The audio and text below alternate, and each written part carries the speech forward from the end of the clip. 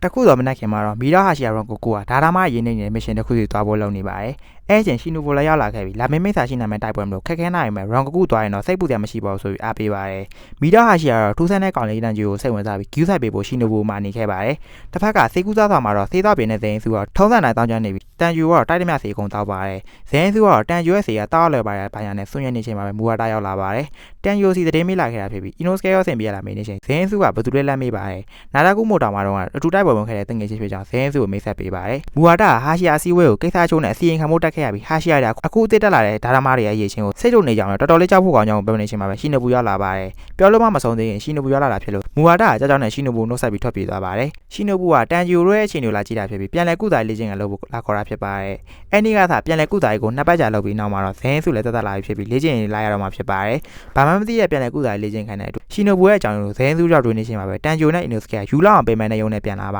တယ်။ကြားစာကောင်းတဲ့လေးချင်းခံကြီးကိုထင်ရလောက်တန်ဂျူနဲ့ကပင်ပန်းပြနေတော့ဇင်းစုတယောက်ကနေမကောင်းမှပြန်မရှင်နေပါတယ်။လေးချင်းခံအတွက်ကြောင့်နေပေမဲ့လည်းတန်ဂျူနောက်ကနေကတ်လိုက်သွားပြီးအိုကြီးကသူတို့ရဲ့ပြန်လဲကုသားလေးချင်းခံကြောင်းရှင်းပြပါတယ်။ကလေးမတွေကခန္ဓာကိုယ်တစ်ခုလုံးကိုအကျော်ချောနှိပ်ပေးရလိုလောက်တော့မြန်မှုအတွက်စိတ်ခေါ်တဲ့လေးချင်းတာတက်လုံကောင်းမှုစိန်ပြလိုက်တဲ့ကစားလိုပါဝင်ပါတယ်။အားလုံးက main လေးနဲ့လေးချင်းမှာဖြစ်လို့ဇင်းစုကငြိမ်သက်သွားပြီးဆရာကြီးနောက်ကောင်ကိုအပြင်ခေါ်ထုတ်လာပြဿနာရှာပါတယ်။ကလေးမတွေနဲ့တနေကုန်နေရမယ့်ကောင်းကောင်းပေါ်နေရတာကိုငရဲပြီးကပြန်လိုက်ပုံစံလုံးနေလို့တန်ဂျီတို့ကိုပြဿနာရှာတာဖြစ်ပြီးသူ့ကိုတောင်းမှမို့အော်ဂျီတစ်ကျယ်လုံးနေပါတယ်။တောင်ဝါပိုင်းနေရတဲ့အဝါဒါဆိုအီနိုစကဲမဟုတ်တဲ့ innocent ဆိုပြီးစော်မထားခွဲကောင်လို့ပြောတော့အပြင်မှာနောက်ကောင်သားရန်ဖြစ်နေပါတယ်။ဇင်းစုကတေးလောက်အောင်နာမယ်ကလေးမတွေအကျော်ချောတော့ခံရပေမဲ့တဟီတဟာနဲ့ကိုပြောရှင်နေပါတယ်။အလိုလျောက်တော့မှမူလေးချင်းခံပါလဲ OE ကိုချွေးနေပြီးခါလေးအခက်မသိရင်အထိုးပါခံရပါသေးရဲ့ဇင်းစုနဲ့ဆက်ကျင်ပဲဖြစ်တဲ့ Inosuke ကတော့ main လေးပါရင်မသိအကုန်ကျုံးနဲ့ပဲဖြစ်ပြီးသူတို့တငယ်ချင်းတော့မနိုင်ရသူကတော့ကာနာကိုဖြစ်ပါတယ်ရတတပတ်ကြော်ကြသွားပြီမဲ့ကာနာကိုတော့တာဘလို့မှမနိုင်တာလို့စိတ်လက်ကျသွားတဲ့ Inosuke ရဲ့ဇင်းစုကလေးချင်းကိုမလာတော့တီကိုဖြစ်ခဲ့ပါတယ်တန်ဂျူကတော့သူတို့ထက်လည်းအဆင်ပြေဟာရှိယာရီနဲ့လည်းမတူတဲ့အပြင်ထူးဆန်းတဲ့ကာနာဝဲမဲ့လုံနေကြအောင်တွင်းမိနေပါတယ်တရက်မှာတော့ကလေးမလေးတော့မနေ့နေ့ညအချိန်တိုင်းအလုံးစုံသက်ရှင်နေလုံနေလားဆိုပြီးတန်ဂျူလာမေးပါတယ်ခဏလောက်တော့တေမတက်ပင်မနဲ့အလုံးစုံသက်ရှင်နေကိုနေ့ညမပြတ်လုံနေဖို့ဆိုတာမဖြစ်နိုင်ဘူးဆိုပြီးတွင်းနေမယ်ဟာရှိယာရီနဲ့ကာနာကိုလုံနိုင်တယ်ဆိုတော့သိလိုက်ရပါတယ်အဲဒါကြောင့်တန်ဂျူလည်းသူ့လဲရအောင်ကြိုးစားမယ်ဆိုပြီးနောက်ရက်မှာတော့သူ့တငယ်ချင်းကိုလေ့ကျင့်ရေးကိုအတူတူသွားဖို့ခေါ်ပါတယ်ဒါပေမဲ့နှစ်ယောက်လုံးခွေးလက်ကြောင်ပဲနဲ့မလိုက်တော့တာမလို့တန်ဂျူကတော့တယောက်တည်းမရက်မနာလောက်ရမယ်အလုံးစုံသက်ရှင်နေကိုကြိုးစားလေ့ကျင့်နေပါတယ်ဘယ်တော့ပဲကြိုးစားနေပါသေးအလေးချင်းမရှိတဲ့ခန္ဓာကိုယ်မှာနာကျင်မှုနဲ့ဆန္ဒပြနေမယ်တန်ဂျူကတော့ကိုကိုဆုံးမပြီးအမြဲတမ်းအထက်ထက်ပြန်လေ့ကျင့်နေပါတယ်ကလေးမတွေကပင်ပန်းနေတဲ့တန်ဂျူကိုနေ့လက်သာလာကျွင်းကာနာကိုအဆော့အကောင်လေ့ကျင့်တဲ့ဘူးရီချောက်တွေကိုလာပြပါတယ်ဖြောင်ရင်းကတော့အတန်ထွက်အောင်မဟုတ်ပြီးလေ့ကျင့်နေတယ်ထင်ပေမဲ့တကယ်တမ်းမှာတော့အဲ့ဘူးရီချောက်ကိုပွန့်ထွက်သွားအောင်မဟုတ်တာဖြစ်ပါတယ်ကြောက်တုံးလုံးမှာလည်းအထူးဘူးတိချောက်ပြတ်တာမျိုးကာနာကိုကအလောက်တောင်မဟုတ်ပါပြင်းတာဆိုပြီးတန်ဂျူတောက်လက်နေပါတယ်ကျွန်တော်တွေးမိလို့အားလုံးလည်းတွေးမိကြမယ်ထင်ပါရဲ့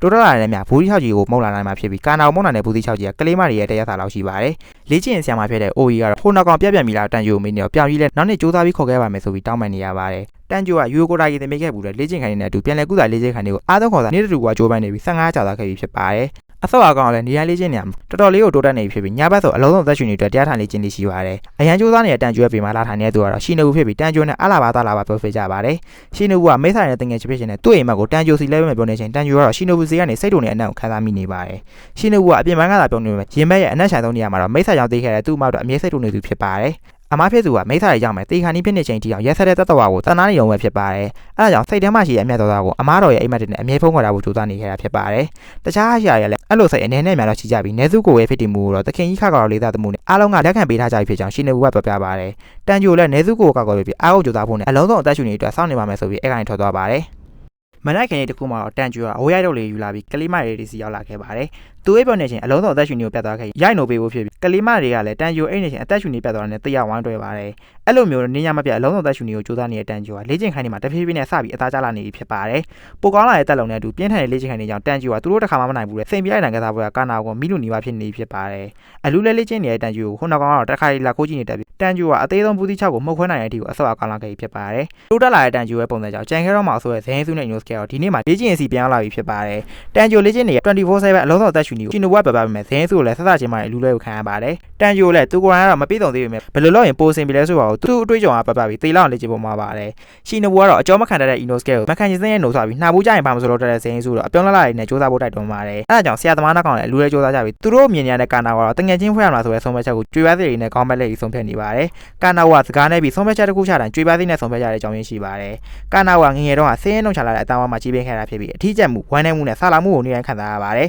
။စင်ရဲလွန်တဲ့ဘဝမှာမိဘတွေအောင်ကာနာကိုရောင်းစားလိုက်တာဖြစ်ပြီးကာနာကခန်းစားချက်မဲ့လာခဲ့တာတနေ့မှာတော့ကျုပ်တို့ခံရတဲ့သူစီကောင်းပိုင်းနောက်ရောက်လာပါတယ်။သူတို့ကတော့ရှီနိုဘူနဲ့အမဖြစ်သူကန်နေတို့ဖြစ်ကြပါတယ်။အဲ့တော့ကနာမည်အောင်မရှိအောင်အတိတ်ပဲမဲ့နေတဲ့ကာနာကိုရှီနိုဘူကတော့အတပြားတွေအများကြီးပေးဝယ်လာခဲ့ပါတယ်။အစားစားတာအစားရေချိုးတာအဆုံးဘာမှမလုပ်တတ်ပဲဦးအားဖြစ်နေကောင်းပါလိမ့်လို့ရှီနိုဘူကသူ့အမကိုတတ်တိုင်းမဲ့ကျင်နာတတ်တဲ့ကန်တွေကအနာကိုအကြွေပြားသေးတွေတခုပေးပါတယ်။ဆုံးဖြတ်ချက်ချမဲ့အချိန်ကြီးကျရင်ဒီကြွေပြားသေးတွေကိုကောင်းမဲ့လိုက်ပြီးဆုံးဖြတ်ဖို့နဲ့တနေ့ကျရင်သဘောကျတဲ့ကောင်တွေတယောက်ပေါ်လာနိုင်တာမို့အဲ့ချိန်ကျစိတ်တွေပွင့်လန်းလာမှာပါဆိုပြီးပြပြခဲ့ပူပါတယ်။ကာနာကအကြွေပြားသေးတွေကိုကြည့်ပြီးအဲ့အတိတ်တစ်စိတ်တစ်ပိုင်းကိုပြန်တွေးရင်ဘာကြောင့်ရမသိတန်ဂျူကိုကြည့်နေမိပါတယ်။နောက်ရမနာမှာတော့တန်ဂျူနဲ့အီနိုစကသူတို့ရဲ့ဓာတ်ကိုပြန်လာပို့နေပြီဆိုလို့ဟာဂန်နဲစုကနဲ့အီနိုစကရဲ့ဓာတ်ဆရာကာနာမိုရီတို့ကိုပျော်ပျော်ကြီးထွက်ချိုနေကြပါတယ်။ဟာဂန်နဲစုကရုပ်ရက်ဓာတ်ဆိုပြီးတန်ဂျူတို့ကိုဒေါ်လာကြီးလိုက်ခုတ်ပါတယ်။သူလို့ပေးတဲ့ဓာတ်ကိုထပ်ပိုင်းကျော်လောလာဆိုပြီးစိတ်တုန်နေရဖြစ်ကတန်ဂျူကိုလိုက်စုငောင်းနေရဖြစ်ပါတယ်။ကာနာမိုရီကတော့ဓာတ်တွေကိုသူ့ထက်ပိုချစ်တတ်တဲ့ဟာဂန်နဲစုကရဲ့အကြောင်းကိုတန်ဂျူပဲနေပြီးအီနိုစကကသူ့ဓာတ်ကိုထုတ်ဆင်းနေပါတယ်။စင်လုံးကြတာနှချောင်းဖြစ်ပေမဲ့သူကိုင်နေရဓာတ်လို့အသွားလေးမပါလို့အီနိုစကကတော့ကြောက်တုံးနဲ့ထုပြီးဓာတ်ကိုအသွားလေးဖော်ပြလိုက်ပါတယ်။တီးခန့်တဲ့ကာနာမိုရီအောင်ဒေါ်လာထွက်သွားပြီးအီနိုစကကိုလှုပ်ချင်ပေမဲ့တန်ဂျူကအားကုန်တာလာရပါတယ်။ဒီလိုနဲ့ပဲဓာတ်ဆက်အောင်လဲဒေါ်လာထွက်ဆက်နဲ့ပြန်သွားရပါတယ်။တန်ဂျူကလောသောသက်ရှင်နေတွေကိုညဘက်အိမ်အောင်ထိန်းထားနိုင်နေဖြစ်ပြီးစင်ပြလိုက်တာမှလည်းမြန်လာတဲ့ကာနာကိုဖမ်းမိနိုင်နေပြီဖြစ်ပါတယ်။အလိုလောက်တော့မြန်တဲ့လေးချိန်ခါမှလည်းဆေးရိပ်ခွက်ကိုကာနာကိုထပ်ရင်ဥအောင်ယူနိုင်နေပြီဖြစ်ပြီးကြိုးစားတဲ့တန်ဂျူရဲ့အမြင်မှုကိုမြင်တော့အီနိုစကနဲ့ဇန်ဆိုတဲ့အလိုလဲကိုလိုက်ကြိုးစားနေပါတယ်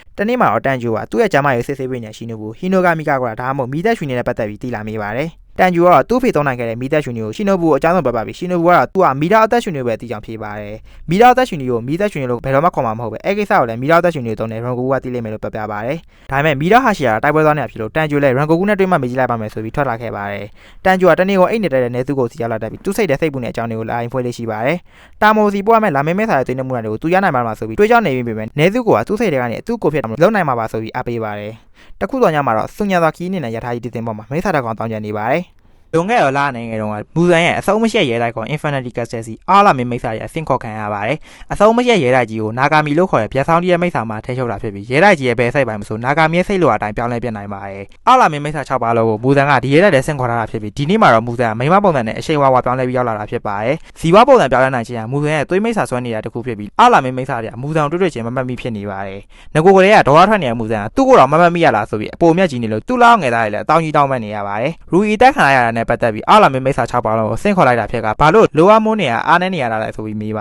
ါတယ်နေ့တွေအများကြီးကြာသွားချိန်တည်းအောင်ထားရှိရဆင့်ထားတာမှတွေကိုရှင်းနိုင်တာအထက်လာမိတ်ဆာတွေပဲဖြစ်ပြီးအားလာမိတ်ဆာတွေကတော့အမြဲတမ်းလူချင်းနေတဲ့အကြောင်းပြပြပါတယ်တူ့အတွက်အတုံးကိုဘယ်တော့မှတတ်မှနိုင်မှာလဲဆိုပြီးပြောဆိုနေချိန်လိုအပ်မိုးစိတ်ကပြောရတော့လွယ်တာပေါ့ဆိုပြီးစိတ်တွေကနေပြောလိုက်မိပါတယ်မူဇန်ကနံပါတ်6လာမိတ်ဆာစိတ်တရားစကားကိုကြားနိုင်တယ်လို့မိတ်ဆာပေါက်တွေကတော့ချွေးတလုံးလုံးကြလာပါတယ်နောက်တော့မူဇန်ရဲ့လက်တစ်ဖက်ကနေခေါင်းပါတဲ့အကောင်တစ်ကောင်ထွက်လာပြီးလိုအပ်မိုးစိတ်ကိုစားသုံးပလိုက်ပါတယ်မူဇန်ဒေါ်လာကြီးရထွက်နေပြီလို့သူ့အတွက်အတုံးမုံထင်တဲ့လိုအပ်မိုးနဲ့အကောင်လုံးရှင်းပြတော့မယ်ဆိုတော့ဒီအောက်ရှင်နံပါတ်3လာမိတ်ဆာထွက်ပြေးဖို့ကြိုးစားပါတယ်မိသားအားလုံးကမူဇန်ရဲ့လက်ခေါ်ရရေးမလို့ပြေးလဲမထူးပဲခေါင်းတော့ဘလို့ပြတ်သွားလဲမသိဖြစ်ခဲ့ရပါတယ်မူဇန်ကအပါမုံကိုပဲထားမယ်ဆိုပြီးအောက်ခြေစစ်ကိုဖျက်သိမ်းတော့မယ်ဆိုတဲ့စကားကြောင့်လိုအမွန်တို့ကသူ့ကိုသွေးနေနေလေးထပ်ပေးမယ်ဆိုရင်အများကြီးပို့300ကြိုးစားပါမယ်ဆိုပြီးတောင်းဆိုပါတယ်အဲ့လိုကြပန်းတော့လေကိုဗစ်ရှင်လာပဲကိုကြည့်ရဆိုပြီးမူဇန်ကလိုအမွန်တို့ကိုတေးတံပေးလိုက်ပါတယ်ကြံခဲ့တဲ့လိုအမွန်ကိုမူဇန်နောက်ဆုံးနေနဲ့ဗပြောတာရှိလဲဆိုပြီးမေးပါတယ်တခြားမိသားတွေလိုကြောက်ရွံ့ခြင်းအလင်းမရှိတင်ငင်လာတဲ့လိုအမွန်ကတော့အရှင်းလိုကြီးမြတ်တဲ့လူတယောက်ရဲ့လက်ထဲမှာတေးရတာသူ့အတွက်အိမ်မက်မက်နေလိုပါပဲဆိုပြီးတေးချင်းတယောက်ဆောင်ဆိုင်နေပါတယ်အခြားသူတွေရဲ့ကြောက်ရွံ့နေတဲ့အတန်တွေကသူ့အတွက်နဝင်ကြုံနေပြီးသူ့ကိုနောက်ဆုံးမှတက်ပြီးတဲ့အတွက်ကျေးဇူးပါဆိုတဲ့စကားကြောင့်မူဇန်ကလိုအမွန်ရဲ့ level ကိုဓာတ်တစ်ချောင်းနဲ့လမ်းစားလိုက်ပါတယ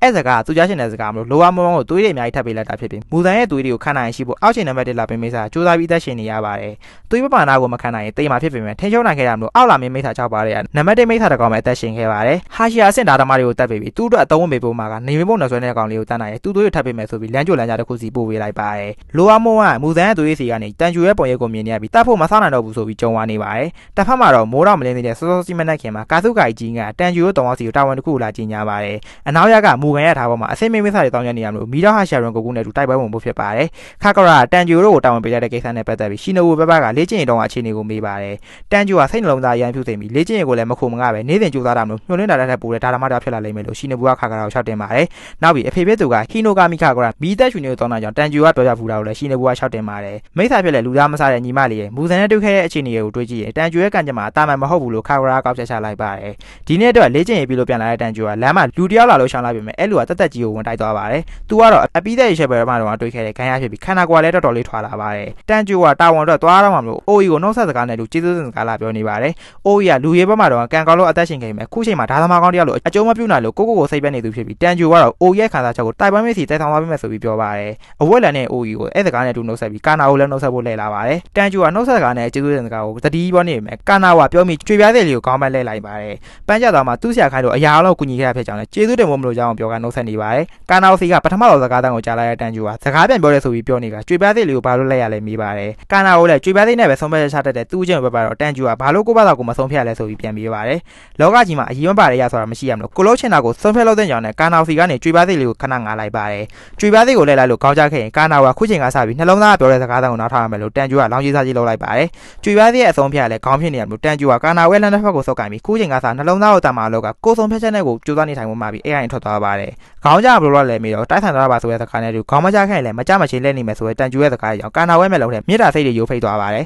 ဆရာသမား3ယောက်ကတော့အကြီးဆုံးပူတိ6ကြီးကိုမှုတ်ခွဲနိုင်တဲ့အထိအစောအတမ်းမှနေရပြီဖြစ်ပြီးတန်ဂျူကလည်းဂီယိုတို့ရနေပြီးနှုတ်ဆက်ပါတယ်အသက်ရင်ပြီးသူတို့ကိုကူညီပေးခဲ့တဲ့အတွက်ဘယ်လိုကျေးဇူးတင်ရမယ်တော့မသိတော့ဆိုပြီးဂီယိုပြောပါတယ်ဂီယိုကတော့ပေးရတာဝန်ကောင်းမလုပ်ပြီးသူ့ကိုကျေးဇူးတင်လို့ရကြောင်းနဲ့အလုံးစုံသက်ရှူနေကိုလည်းအမြဲလေးချင်နေဖို့မာနေပါတယ်နောက်ဆုံးအနေနဲ့တန်ဂျူတို့3ယောက်ဟာကလေးမလေးကိုနှုတ်ဆက်ပြီးမူကန်ရတာစီတာဝန်တော့ထလာခဲ့ပါတယ်ဒီလိုနဲ့ဘူရာယုံကိုရောက်မှာတော့တော်ထဲမှာပဲကြည်ပင်းခဲ့ရပြီးရထားဆိုတာဘာမှမသိတဲ့အီနိုစကဒီရှင်မြောက်ကောင်ကြီးကဒီမီရဲ့အရှင်သခင်ဖြစ်မယ်လို့ကောက်ချက်ချနေပါတယ်ဇင်းစုကတော့ဒါရထားလေးဆိုပြီးပတ်နေပေမဲ့အီနိုစကကတော့ရှင်းပြတော့မယ်တကယ်လုံးနေပါတယ်အီနိုစကနဲ့မချာမနာဖြစ်တဲ့တော်သားလေးတန်ဂျူကလည်းဒါကြီးကဒီနယ်မြေအဆောင်ရှောင်းဖြစ်နေနိုင်တာမလို့ရမ်မလုံးနဲ့ဆိုရယ်တော်သားစကားသက်နေကြဇင်းစုကစိတ်လိနေပါတယ်ကိုလို့ချင်တာပဲကိုလို့တဲ့အီနိုစကရထားကြီးကိုကောင်းနေပြေးတာတော့ဇင်းစုကတော်သားနှစ်ယောက်ကြာဆောက်ရှောက်ပြောင်းနေချိန်မှာပဲအဆောင်နေပြေးလာနေပါတယ်ဒါကြီးတကားကနဲ့ရထားလာပြီးရုပ်သဲလုံးနေလို့ရဲလေးပါရောက်လာတော့မှတည်တဲ့ဇင်းစုကတော်သားနောက်ကောင်ကိုထမ်းပြီးတနေရာကိုပြီးပုံနေရပါတယ်ဘူကန်ရထားကြီးကလည်းစတင်ခီးနေဖြစ်ပြီးဆရာသမား3ကောင်တော့နောက်ကပြေးတက်ပြီးလိုက်လာပါတယ်နေစုကိုခေါ်လာတာလုံချိုပါမှာဆိုပြီးဇင်းစုကမေးပါတယ်တန်ဂျူကတော့သူတို့မောင်နှမဘယ်တော့မှမခွဲပဲအကုန်ရင်ဆိုင်မှာမလို့အဆင်ပြေပါဆိုပြီးပြောပြနေချင်းတော်သားအီနိုစကတော့ရထားစီရလို့ပြောနေပါတယ်အကြီးကျန်တဲ့သတင်းတွေနဲ့ဘူကန်ရထားကြီးပေါ်မှာတော့တန်ဂျူရဲ့တော်ဝါနဲ့တူမီတော့ဟာရှာရန်ကိုကူနဲ့ထိတ်ဆုံးတဲမှာမက်မက်ကြီးရဲ့နေမိတ်ဆာကတော့လိုဝါမွန်မွန်ဖြစ်ပါတယ်